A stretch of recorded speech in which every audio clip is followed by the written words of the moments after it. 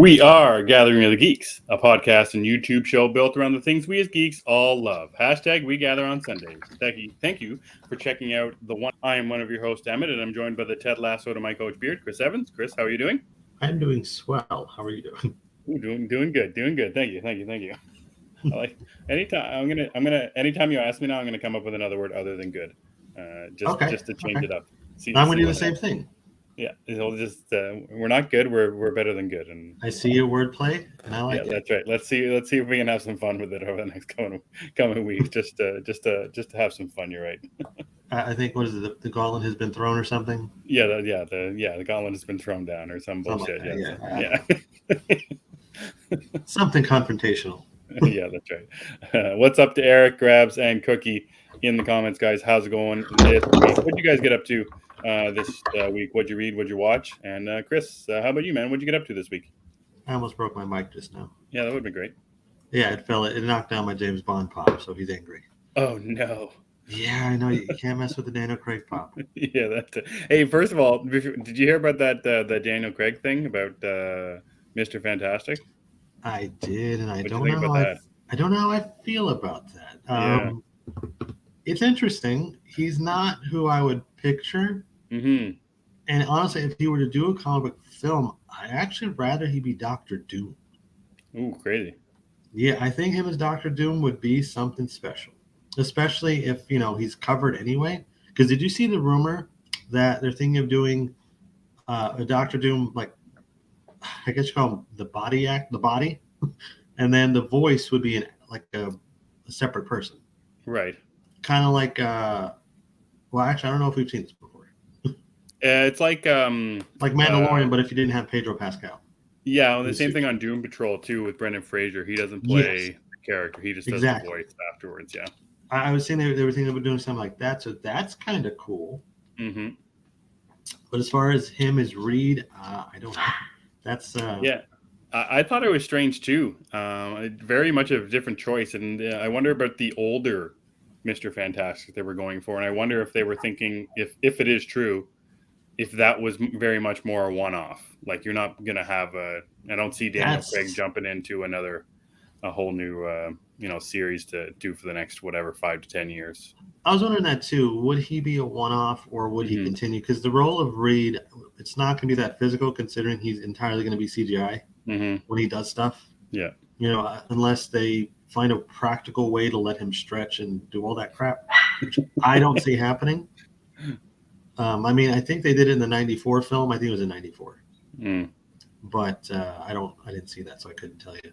But yeah, it's interesting. I don't know if I would have liked it or not liked it. I love Daniel Craig, but I think at this point in time, I just want to see him play Detective Blanc. Yeah. Oh man, I can't wait for the next ones, and hopefully more and more and more of that whole series. Knives Out is, I think, my jam. I love the first one, and I think I said a while ago, if he leaves Bond just to live his life as Benoit Blanc, I'm completely cool with it. Because I love him in that role, and he's just so much fun. And the way he uses the accent is amazing too. Yeah, I love his work with accents. There's another movie he's in. I can't remember what it's called. It's got Adam Driver in it. Logan Lucky, I think. Yeah, that's it. He's got a very different accent in that movie too. He's like a master. He's a master with accents. I hadn't seen that. I've heard it's good though. I've seen him in a movie called The Jacket, which feels like 100 years ago. It was when Adrian Brody was still kind of a thing for people. Yeah. And it also has Keira Knightley, and it's one of her first films. Oh, weird. And yeah, it's a weird film, but he's in it. And he has black hair, and he's another Southerner.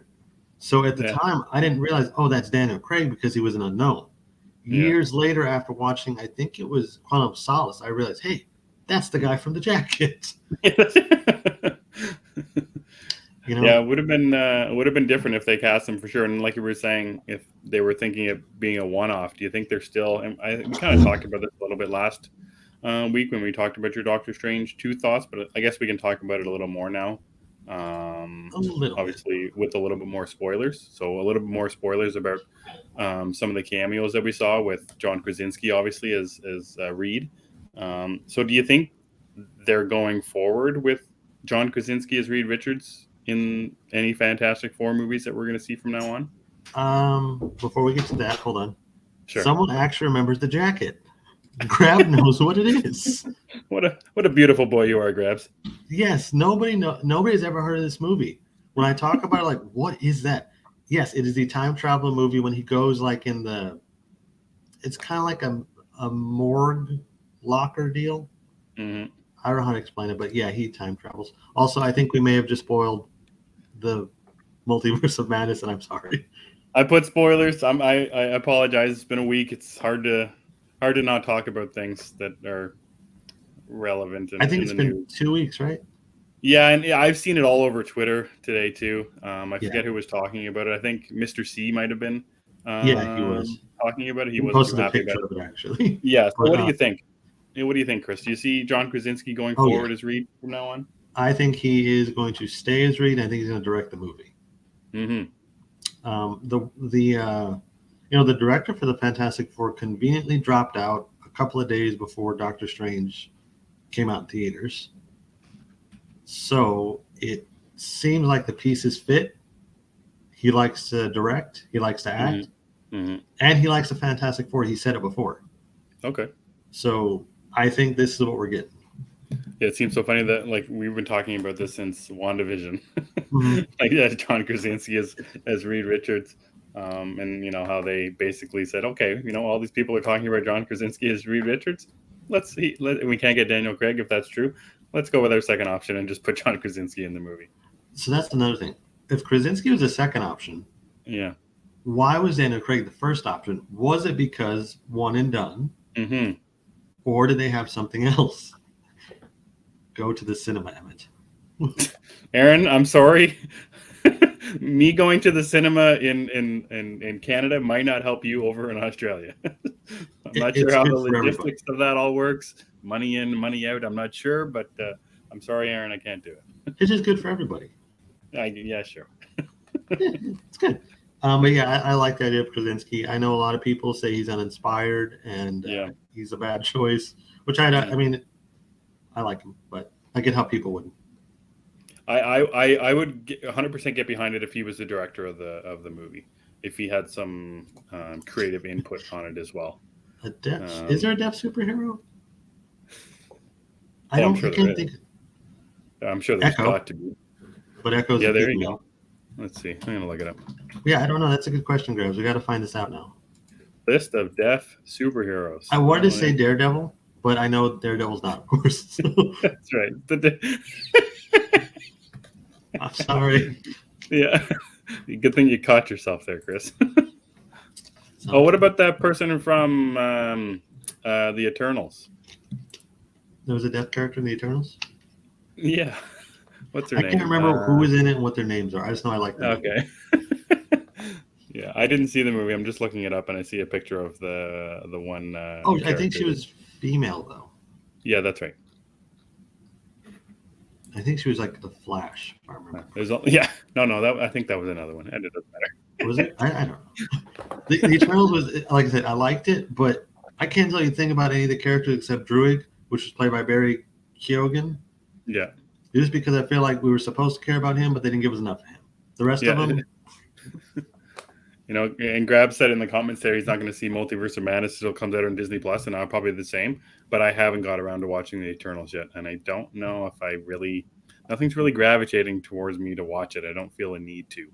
Like, I don't feel the expansion of even watching it and trying to understand what's happening in the MCU going forward, which is basically my only reason for watching these movies, just to see how it builds and how I can have conversations with people about it. But yeah, something about the Eternals just doesn't interest me even more than regular uninterested MCU projects that I am into.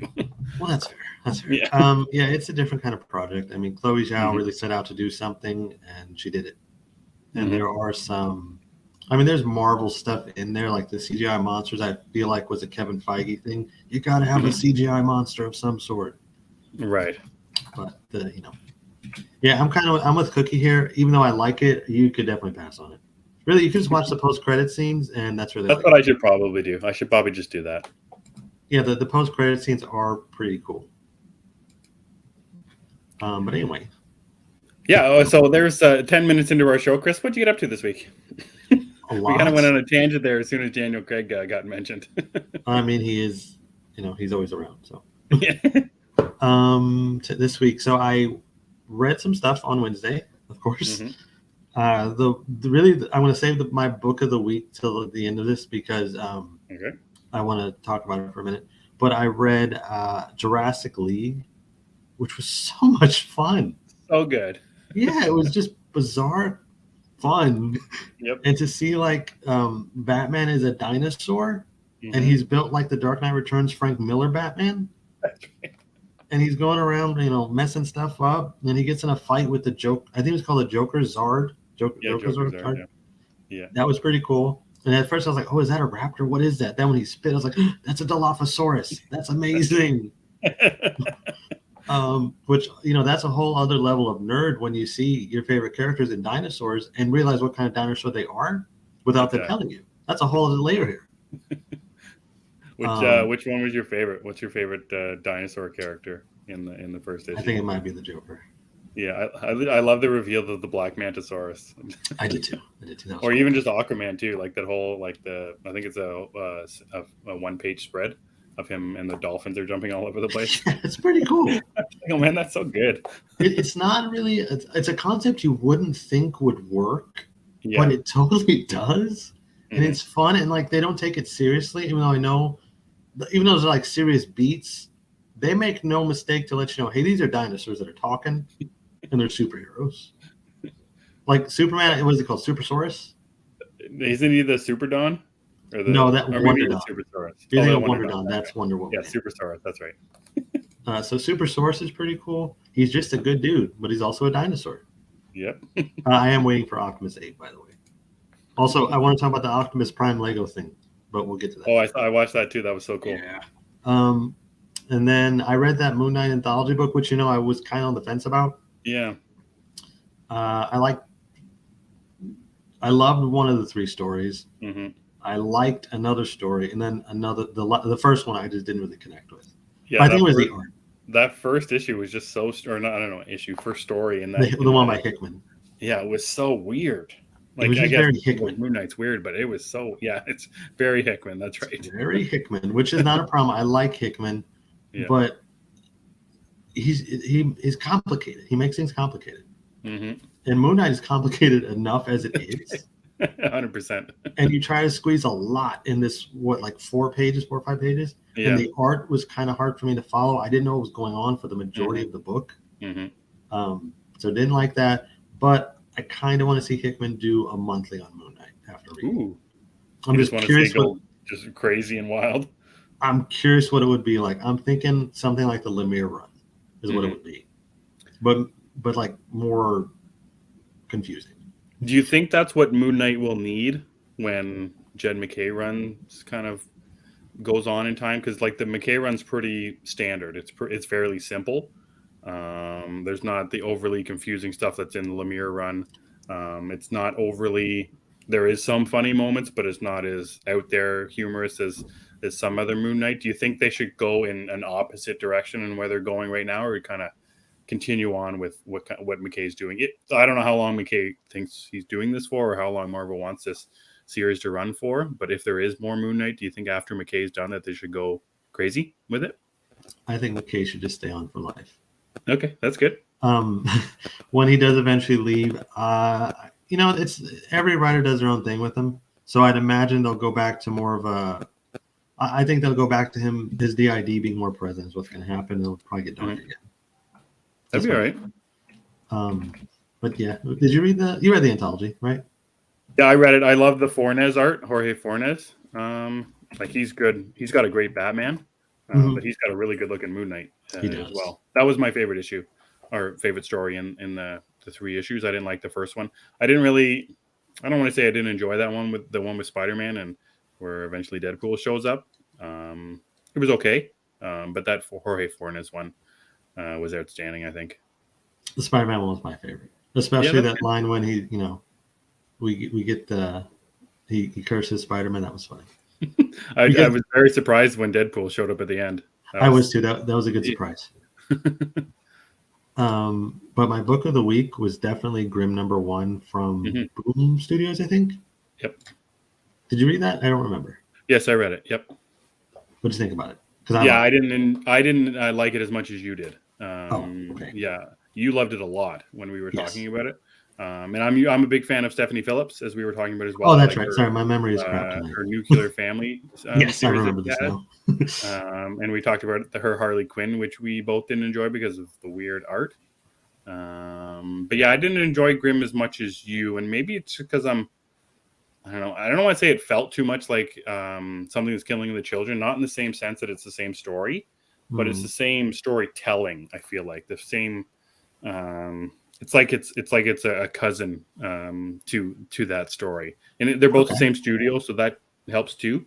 But it seems like this Grimm one, that's what they're trying to emulate. They're trying to let's have another series like that, and maybe it's just because I'm too invested in one to not enjoy the other. It's not that it wasn't good. There was nothing bad about it. It's just something that didn't hit with me. Grabs is yelling this question, so I want to yell back, but I'm not going to. Um, no, I didn't get to 8 billion genies yet, but I will. Did you read it, Emmett? I did not. I didn't get Oh, around to too much new image this week.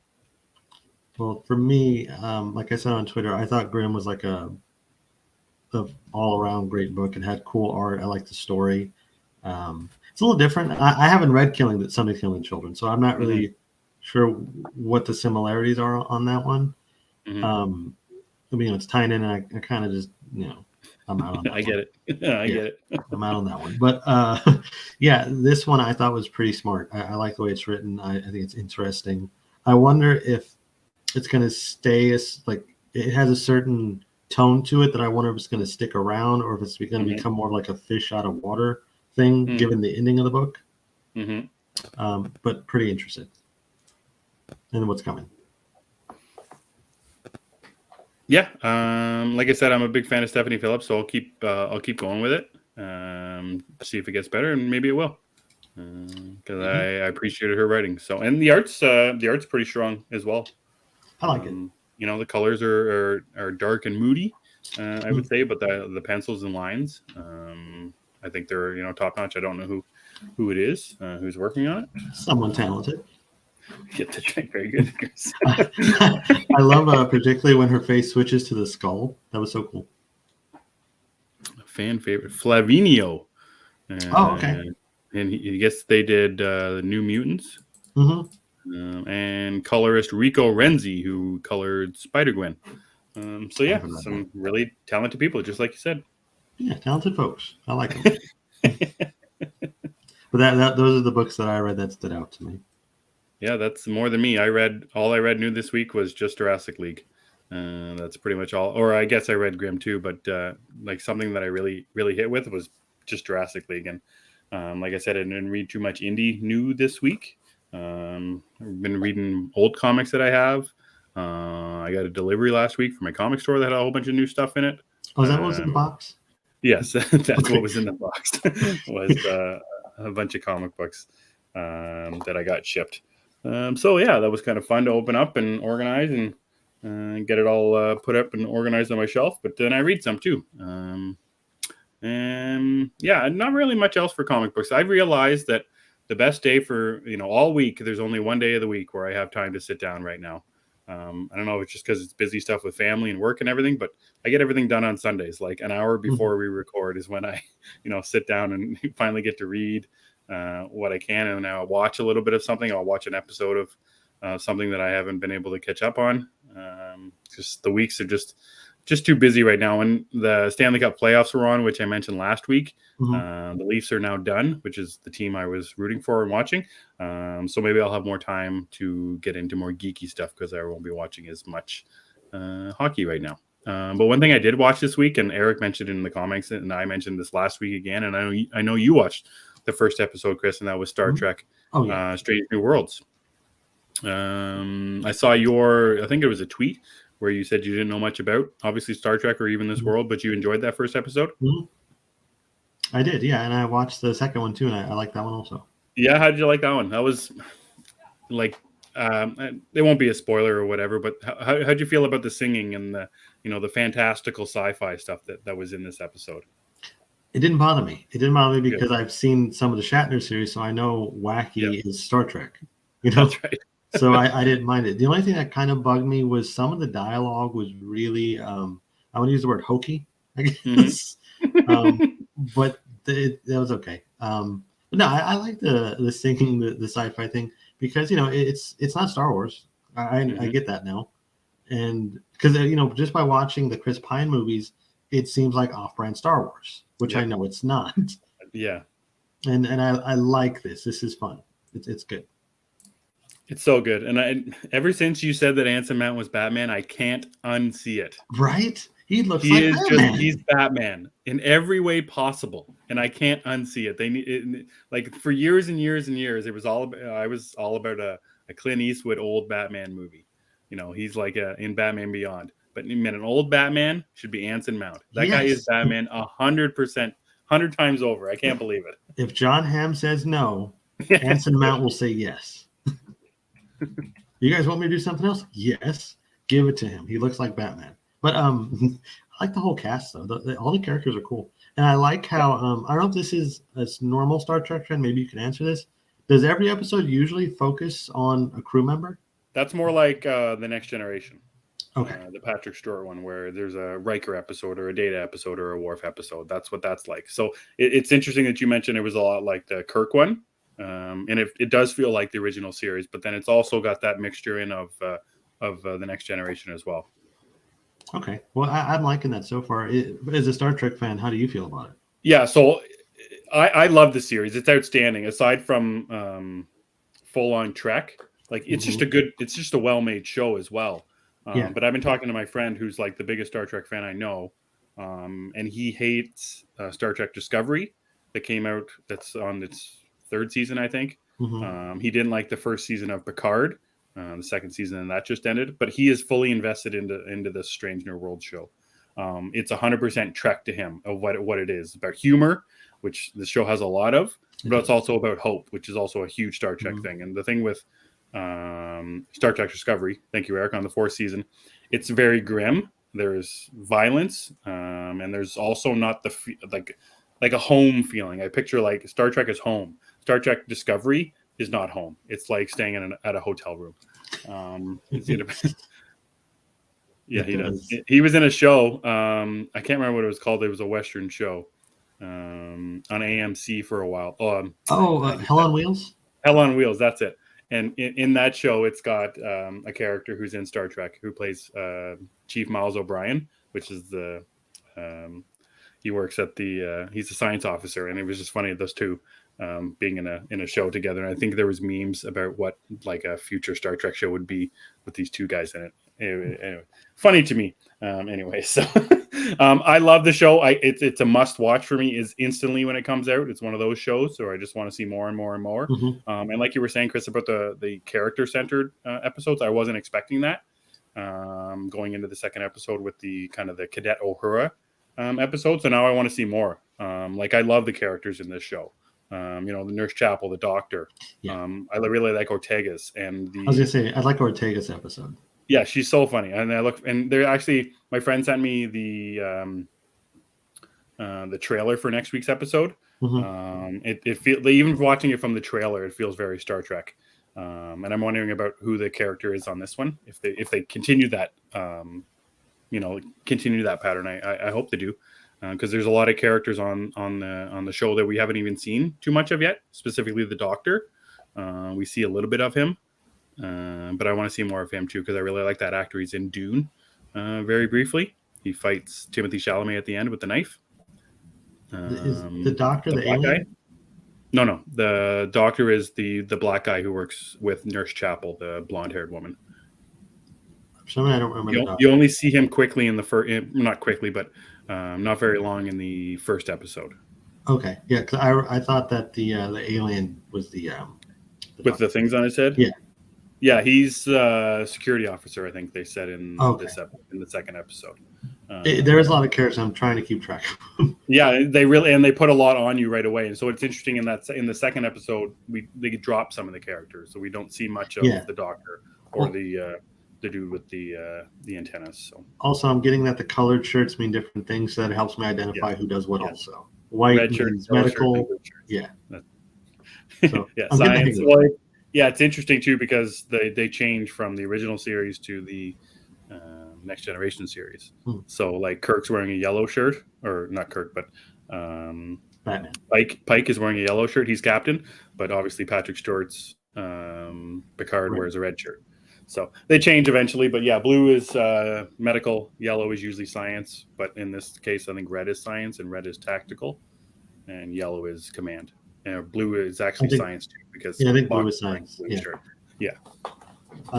Now, Samuel Kirk, is that James Kirk's father, or that's his brother?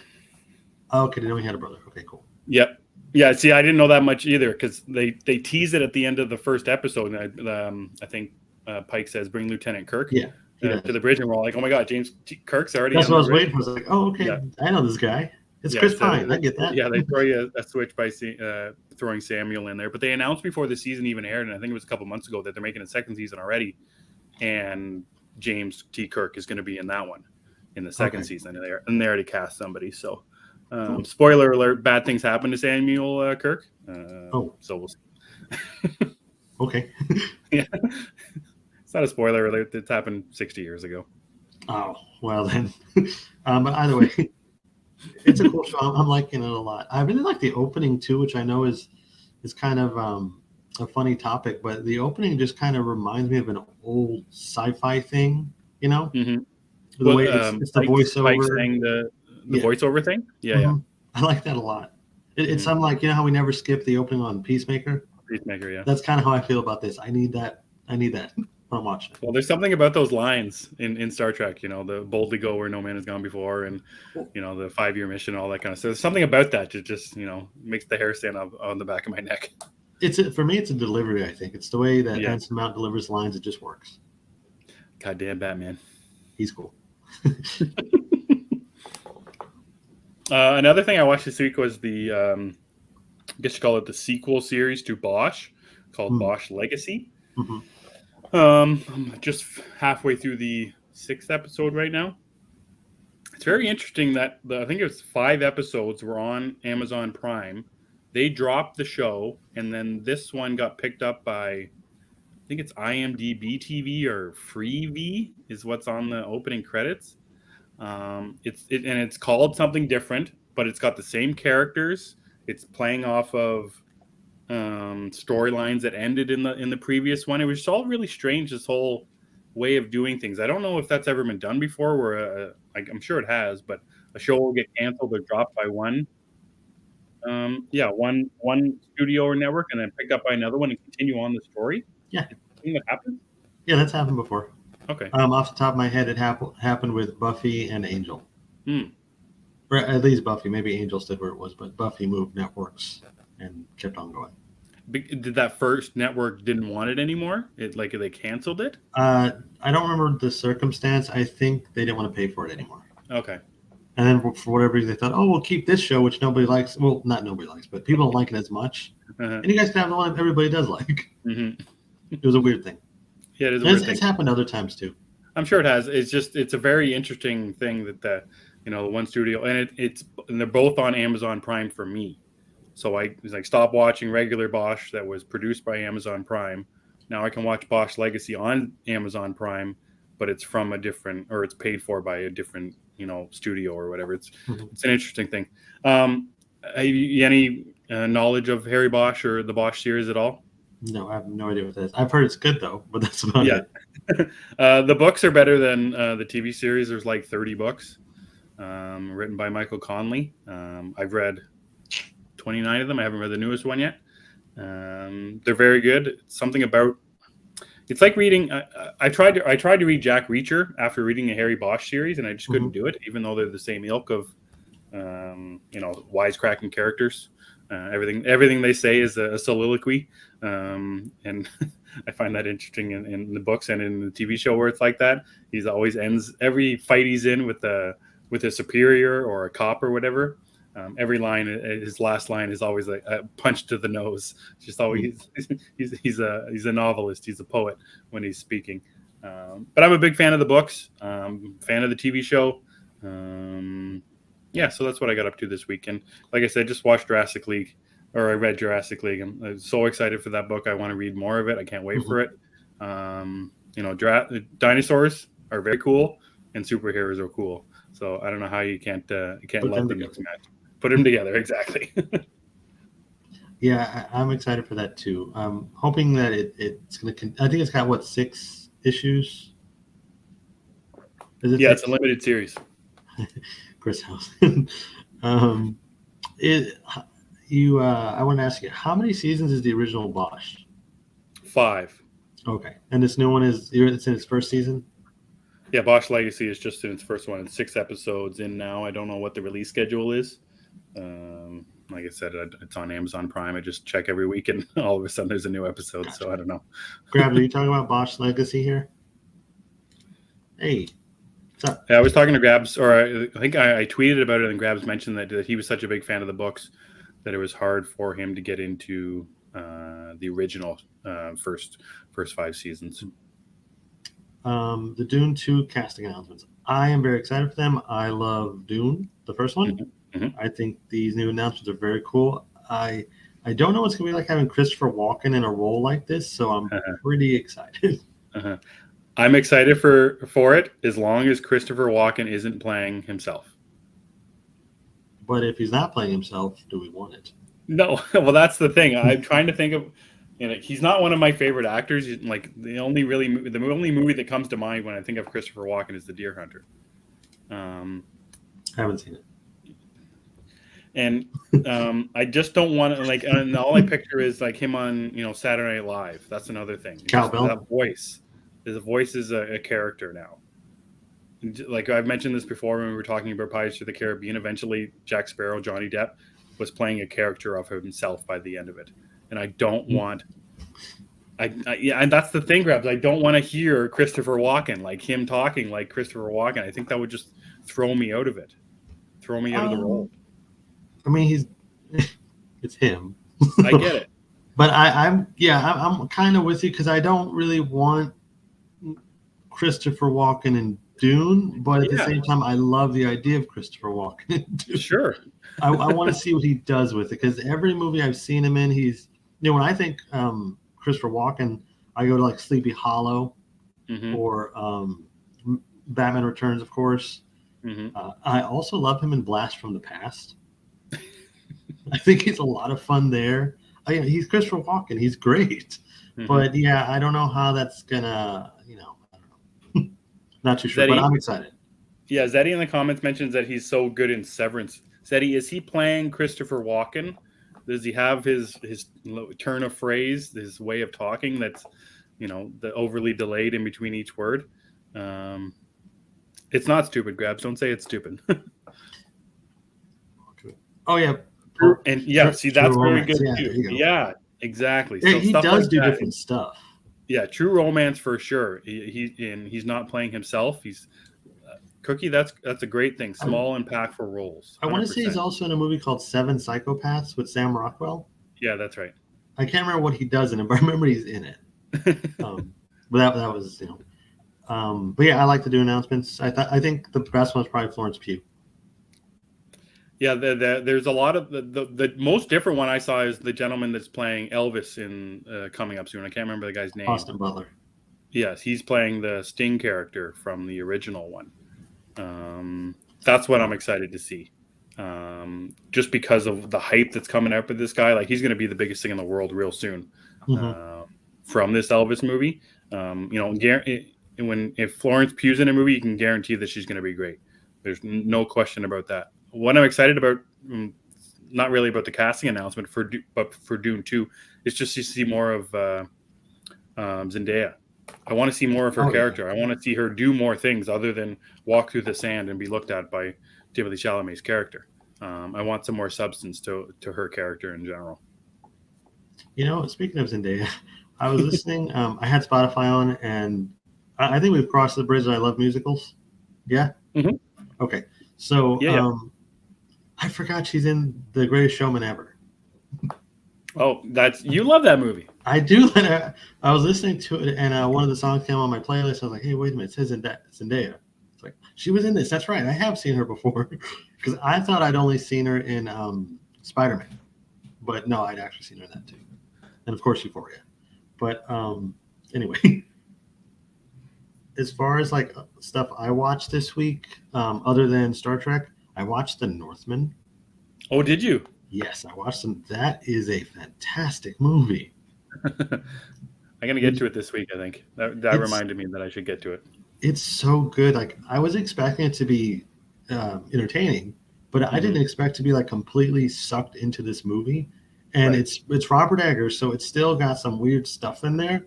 Like the way it opens, I was kind of like, is this the right movie? That's what I was going to ask you about. If it's weird because it's like an A24 and Eggers, or is it just like a straight up like balls to the wall action movie? No, it's actually, I wouldn't say it's an action movie. It is a revenge movie, but I wouldn't really call it an action movie. Even though when there's action, it's intense. There's some stuff in there. It's more of a, I don't know. I don't want to call it a character movie, but there's a lot of character stuff in there. It's visually very impressive. It's pretty to look at. And then when the weird kicks in, you kind of just accept it. Like you don't even question it. Like Willem Dafoe was going nuts, and you're just like, oh, okay, cool. I forget he's in that. I forgot he was in it too, so it was a big surprise when I see that, his face saying what he's saying. Like, oh, it's just him. Really? Oh, yeah, okay. He's got some interesting lines. But nice. It's a great movie. I really like that one a lot. Like Zeddy says, it's a mic drop of a film. Interesting. Yeah, I don't have enough good stuff to even say about it. I liked it. Yeah, I'll get to that this week. It's something I was excited about since the trailer. I didn't know what to expect. Obviously, expect the unexpected kind of with A24 or Eggers, but now that you're hyping it up on both sides of it, that it's got the weird end, got the action. That's good. I'll look forward to jumping into it this week. I do wonder, because I think there was an article that came out that Eggers said he doesn't want to do another studio film, because I don't think it was A24. But I'm wondering, I don't think it was. Am I wrong about that? I thought it was A24, but then I was watching it. I don't remember seeing the A24 logo. I must have just assumed that because it was Eggers. Yeah, I kind of did too, I think. That and the way the trailers were framed was like, oh, okay. It's probably A24. Yeah, just Universal. Oh, okay. So, my bad.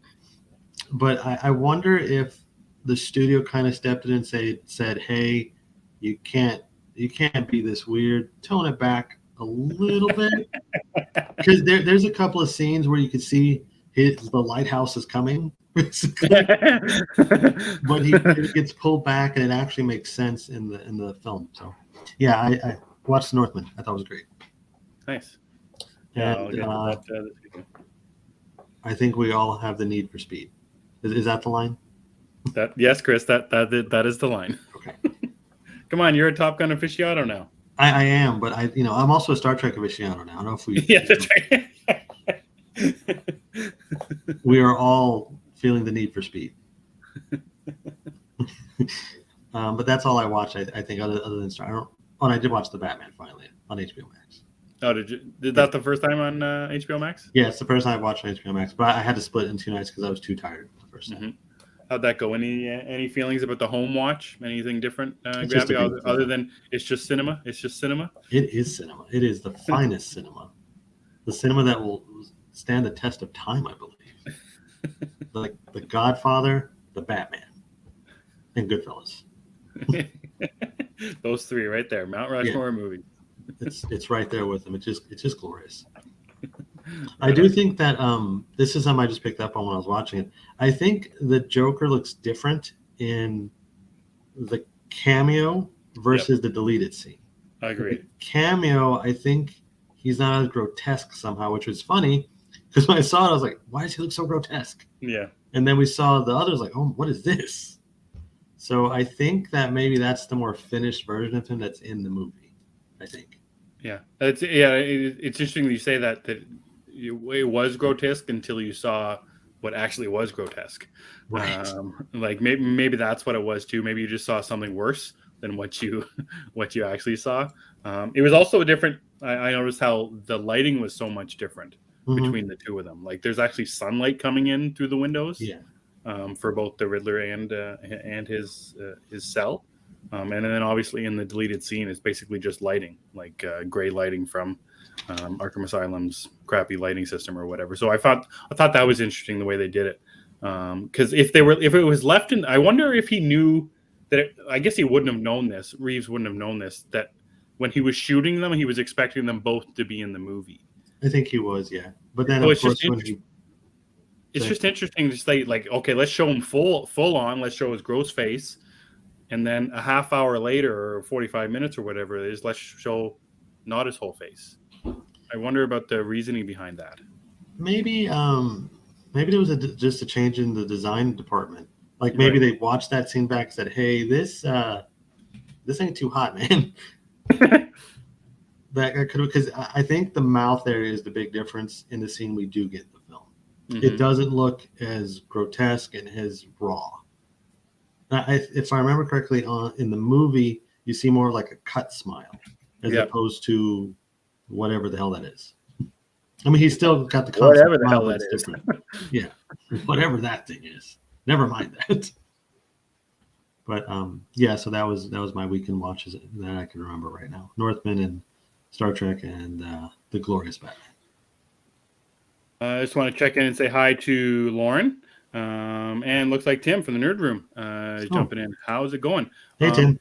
Yeah, we talked quickly about Jurassic League here, but Lauren, a couple hours ago, had a whole show dedicated to Daniel Warren Johnson, who is the writer of Jurassic League.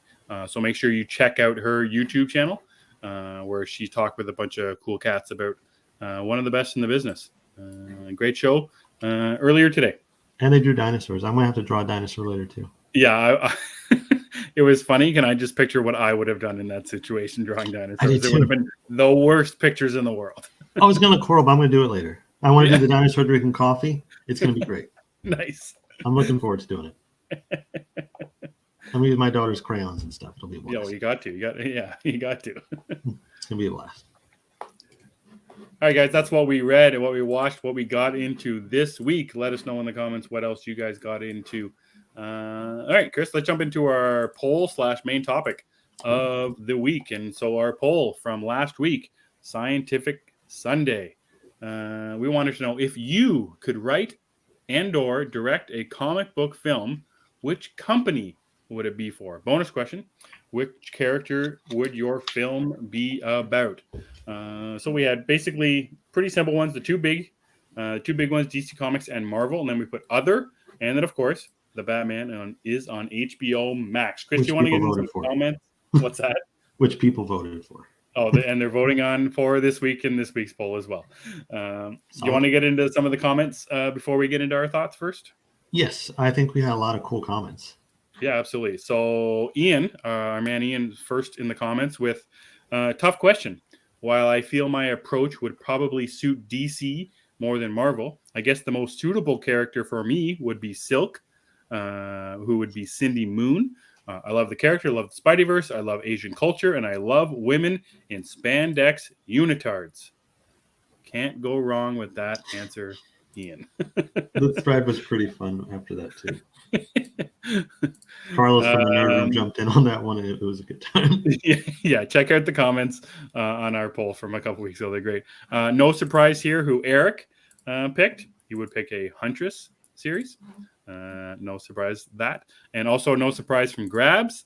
He posted a GIF of Booster Gold. No surprise there. The Comic Room on Twitter says, if I had the talent and resources to bring any book to the big screen, it would be easily East of West by Jonathan Hickman. He has impeccable timing. I get to see that in my timeline. I tried to read that story, East of West by Hickman, and just like we were talking about with that Moon Knight one, Hickman has a certain style that sometimes just doesn't do it for people. I think he's too smart for me to enjoy his books, and that's what I felt when I was reading East of West.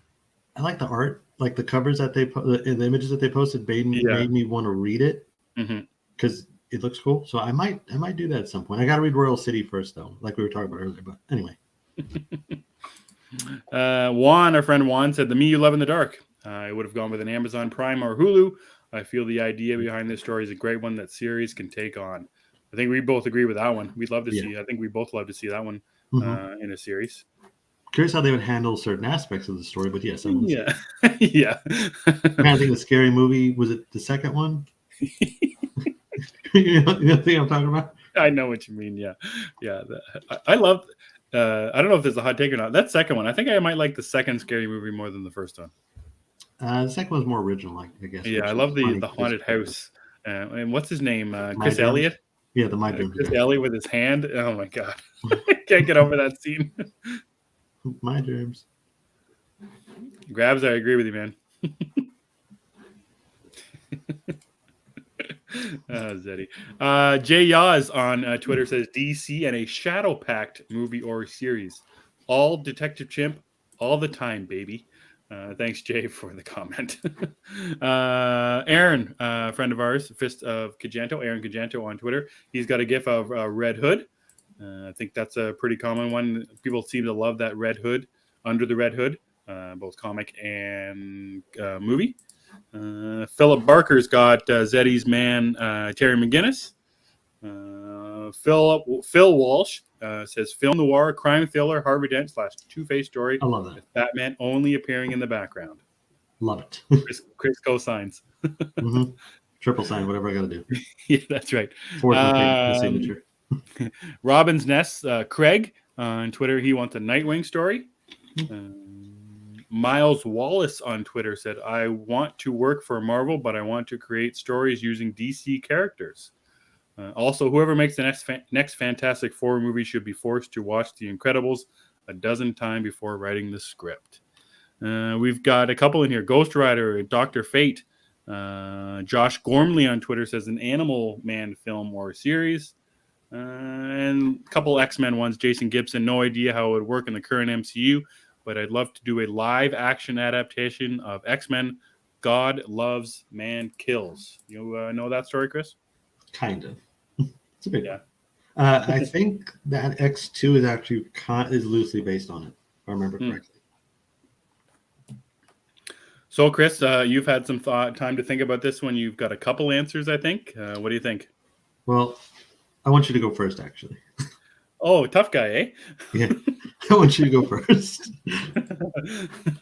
I wouldn't want to do a big two. I would want a little more creative freedom.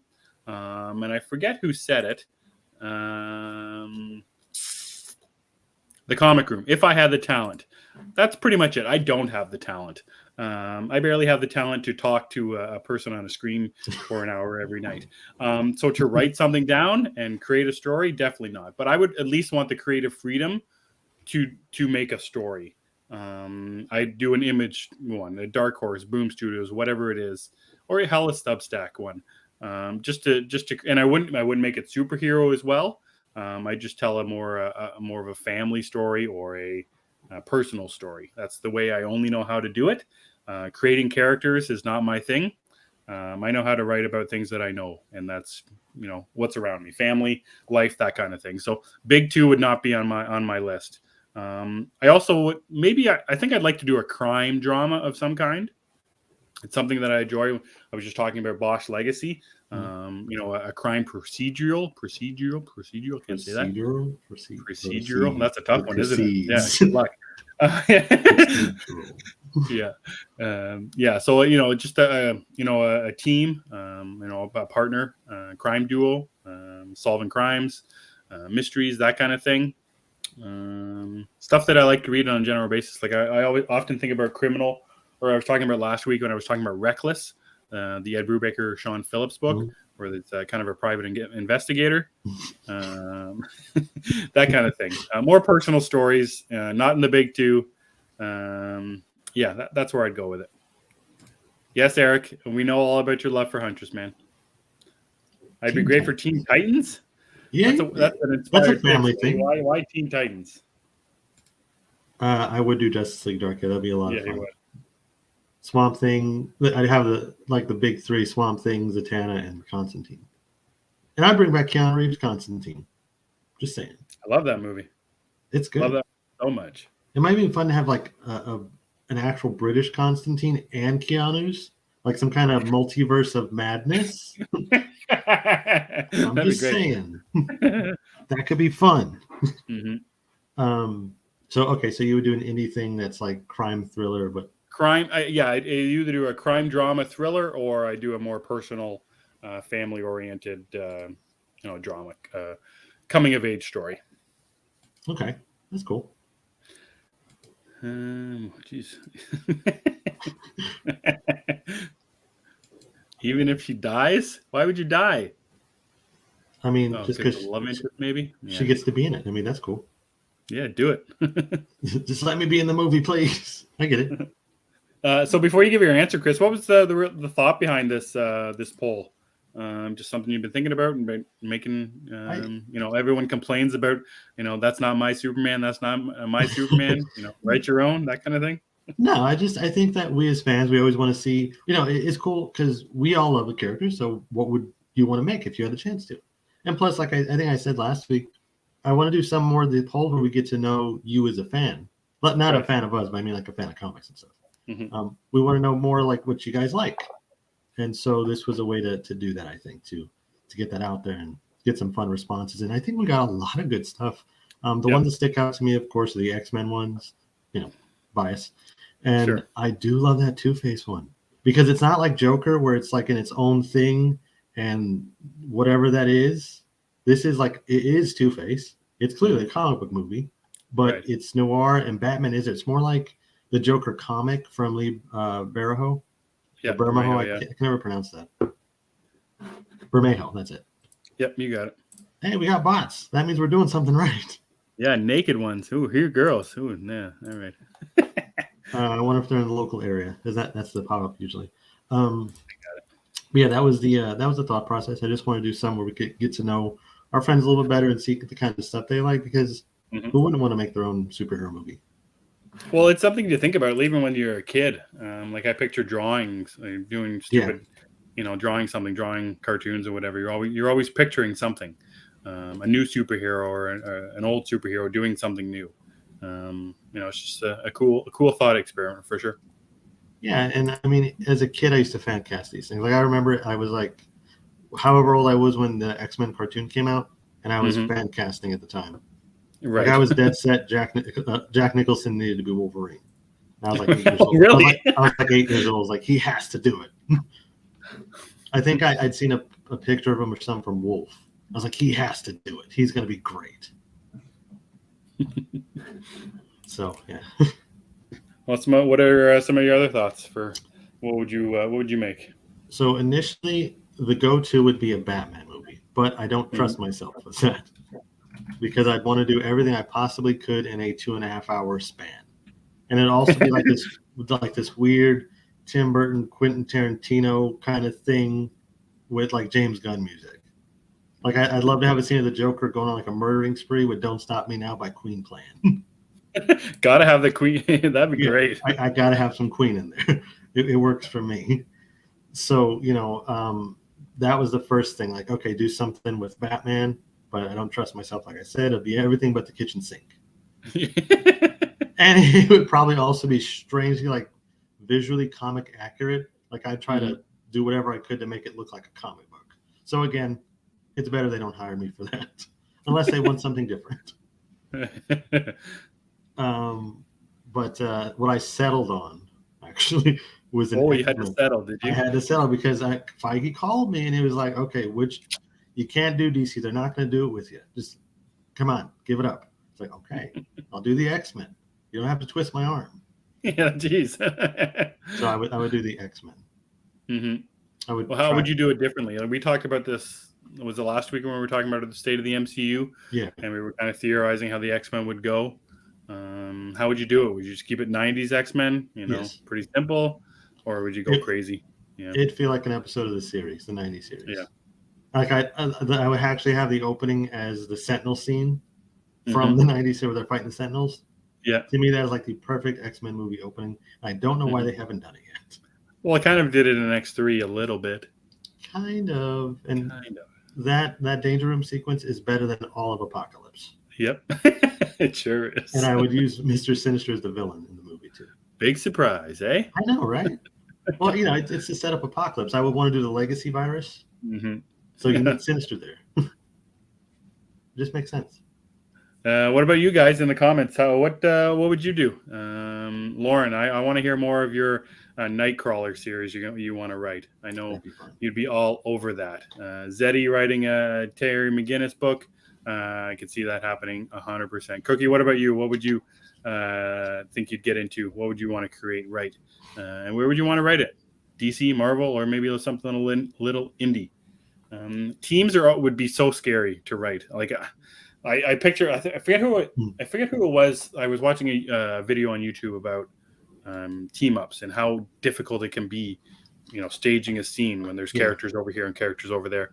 That seems such a daunting experiment to even write a team. My story, like I said, it'd be 2 cops. That'd be it. That's all I'd be able to control. Yeah, I think, you got to give everybody their due. Everybody has to have their time, and that's the problem with a lot of these team movies. And really, not a lot of these directors that have mastered it. You look at the Suicide Squad from James Gunn; that did a fantastic job. Yeah. You look at his 2 Guardian films; same thing. Mm-hmm. But then you look at something like Bryan Singer's X-Men. Where is Cyclops in those movies? Yeah, I don't know. So that's kind of, I think that it is difficult to do teams. Cookie would do the Me You Love in the Dark series. The sexy. Draw out the sexy. Yeah. Okay, but if we're doing that, do you keep the spirit looking the way it did, or do you try to make it more like a human thing? Because I kind of want it to look the way it does in the book, just because that's going to be awesome on screen. Yeah, that'd be so cool to see. Yeah, but how do you do that? So I'm wondering, do you want to keep it like that, or do you want to make it more like it gets a human form for those things? Or, Yeah, what are the logistics between that scene? Obviously, we don't get to see too much of it. Which is probably for the better. How does that scene actually play out? I need the fame seeking. Oh, okay, yeah. This would work too. When he gets people hurt and then bring in Ted Kord to bring out the hero. I have known nothing about Booster Gold. Oh, he's cool. Yeah, I forget what I've seen him in. Was he in a cartoon? And Grabs, you posted that GIF. I don't know what cartoon he's been in. Was it Justice League something or other? Brave and the Bold. He posted the GIF from. Oh, okay. I think. Yeah. See, I need to get into that fun-loving character of him. Okay, this is cool. This is what I was thinking most people would do too. That works. Human to start with, and then make it more sinister when it needs to be. Because we need that full thing that it is. That beast of a spirit. Yeah, it's interesting. This conversation is Chris from Lost in Comics, their poll, or he put up a question on his Twitter about what would you want to see more of? Do you want to see more of what we have already in comic books, Batman, Superman, Spider-Man, or do you want to see new and different characters? Chris, going into writing or wanting to create something, you picked X-Men. Obviously, that's something that's not new. It's been around forever. Did that enter into your thought at all about wanting to create something that hasn't been seen before? No. No, it was Batman, then it was X-Men. It was Batman, then X-Men. And really, like I said, I just don't trust myself with Batman. You're going to end up with a weird, I don't know, some of Schumacher like probably. So Tim had this one, Marvel Annihilation. This is a really cool idea because it's full cosmic, as he says there. So that would be fun because they haven't done that now. I don't really love the Marvel cosmic stuff, but I'm interested to see it on film, if that makes sense. Like I would watch this. Why? What's the hesitation about the cosmic stuff? I just kind of like the more grounded things, like the street level. Characters like the X-Men or even they get cosmic, but like Spider-Man, right. Wolverine, I don't know, Cap, stuff like that. Moon Knight, of course. When he's not fighting kaijus. He wasn't fighting the kaiju. I know it's kaiju. Also, I did think of Mr. Sinister, maybe, but I just didn't mention it. It's becoming your thing, Chris, Mr. Sinister. Well, he's a dapper gentleman who's also a villain, so it fits. I'm gonna make it the thing if it's not a thing already. It's just your over love for Mr. Sinister and how you bring him up in every conversation you have. I just like villains. I love villains. That's another thing. Do you ever think about that? Obviously you picked X-Men and Batman, and we both like the idea of a Two-Face kind of crime noir. What about creating a villain story? Much, I don't know how you would like like Joker, not like Joker, but where the main character of the thing you're creating is a villain. I do like that idea, but I think that would be more fun if it was a horror movie. Right. Like, what if you were to take Michael Myers and make him the center of the film? not in the way like Rob Zombie did, where he was sympathetic, but make him more like Michael Myers, where he's a serial killer. What if you were to use him as the main character and go from there? I would something like that. I would do, but not. And they do it a comic book character, unless they were allowed to interact with the hero, and it was just like the story from the villain's point. Like, what if we saw The Dark Knight from the Joker's point of view? Yeah, that would be cool. Right. That makes me think of the movie that's coming out soon, The Black Phone, with Ethan Hawke in it. Cool. How much it seems like we're seeing of Ethan Hawke. It's just something creepy about having like you said, a point of view of the villain. That's such an interesting idea. It is, because you don't see it very often. It's rare to see any kind of movie where the villain is the main character. Mm-hmm. So I think that's an interesting thing to explore. Like I think that was the point of Joker in a way, but I never really felt that he was a villain. Mm-hmm. Well, it's interesting too. Like X-Men was thinking about doing that for the longest time. It felt like with those origin movies. Magneto's I don't know if it was it a rumor that the Magneto one was happening, or was it a for sure thing? The Magneto thing was a for sure thing. Okay. But then I believe I am a villain apologist. I think I am. What would happen was, from what I understand, the Wolverine movie turned out so bad.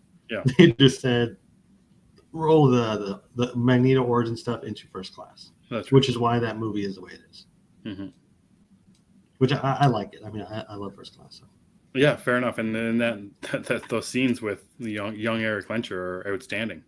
I love that scene with Kevin Bacon and his mother and the instruments, the torture instruments inside that room. That scene is outstanding. So is the bar scene. Oh my God, I think about that scene all the time with Fassbender. That's like one of the best Magneto anything. Mm-hmm. And plus, also that could double as a James Bond scene. Yeah, exactly. Just pretend it is, and it is. Right. This is James Bond. He has powers. He survives everything. That'd be interesting. A James Bond show where he has superpowers. I think I'd watch it. Yeah, of course you would. Super Bond. His costume could be a tuxedo with a cape. I guess he looked like a magician, though, if that was the case. Optimus Prime was not in that scene, but he does have a cameo at the end. So. I need that Optimus Prime Lego thing, by the way. Well, it's interesting. I forget who it was at the start of the show mentioned Optimus Ape. It was a grabs. Having that, if they did that for more things, just have a Transformers comic book series where they're all dinosaurs. I think they have that. Isn't that what Beast Wars is? I guess that's true. And then they have like the Transformers where they're Ecto-1 or they're different Ghostbuster things. Oh yeah, I haven't seen that. I've seen the toy. I imagine it comes with there's a book that goes with it. Mm. I know. Don't they cross over like Power Rangers too? Jeez, I don't know. Nick Cage playing Optimus Prime. Actually, I was thinking Nick Cage could be fun as the voice of Dr. Doom. I think that'd be interesting. Yeah, that'd work. I'd like it, but bias. All right, guys. So that's the poll from last week. We've got a new one up on our Twitter account right now. This week, I forget which day it was. Early in the week, we saw some gameplay footage from Gotham Knights. We get our look at Nightwing and a Red Hood, little demo or gameplay with some story beats mixed in, and have their powers and gadgets and stuff like that. So after that first little introduction to the characters, are you excited for the game? Yes, no, meh. And of course, the Batman is on HBO Max, Chris, and that is tied for first right now in our poll. That and yes. So let us know. Head it over to our Twitter account right now and let us know if you're excited for Gotham Knights, which is coming out in October, I think. October 25th, right before Halloween. Yeah, so we'll talk about that next week on the show. Chris, anything else you want to talk about before we get on out of here? No. I think Morbius is out this week on digital, so I'm looking forward to that. I hope it's not the shit show I've heard. You haven't, yeah. You didn't get to see that one. That's right. No, yeah. When it was finally released in theaters, I was sick that whole period, basically. Mm-hmm. So now I get to watch it at home, and if it's terrible, it's terrible. If it's terrible, it's terrible. I'm sure I'll find something I like about it. That's all I got. I'm looking forward to that this week. Right, I mean, where can people find you? Well, we also missed Moon Knight Week. I'm just saying. You guys can find me on Twitter at @ChrisEvans0. But of course, I'd prefer you guys follow the show over at G of the Geeks, and all the fun YouTube and subscription stuff.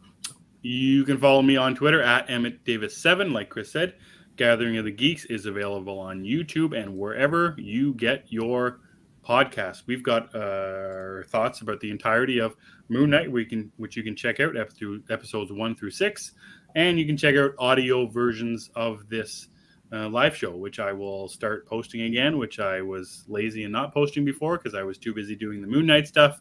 But while we're not doing audio only podcasts, we'll get back to posting the audio version of what you're watching right now. Make sure you like and subscribe, and leave us a review on Apple Podcasts. That would be great too. Except for good. I believe that's like what we're talking about earlier. Okay. In saying all that, I want to thank everyone for checking out our show. Zeddy, Grabs, Lauren, Eric, Tim, Ian dropped in for a minute or two. Cookie, thanks so much for watching. Aaron for jumping in quick, and those bots. Those bots, we appreciate you. The bots were like a huge win. Big W. Yeah, they made it. They really amped the show up. Hopefully, they got us an extra like or two. Mm-hmm. Yeah. In saying all that, for Chris and I'm Emmett, and we gather on Sundays. Latest, Gators.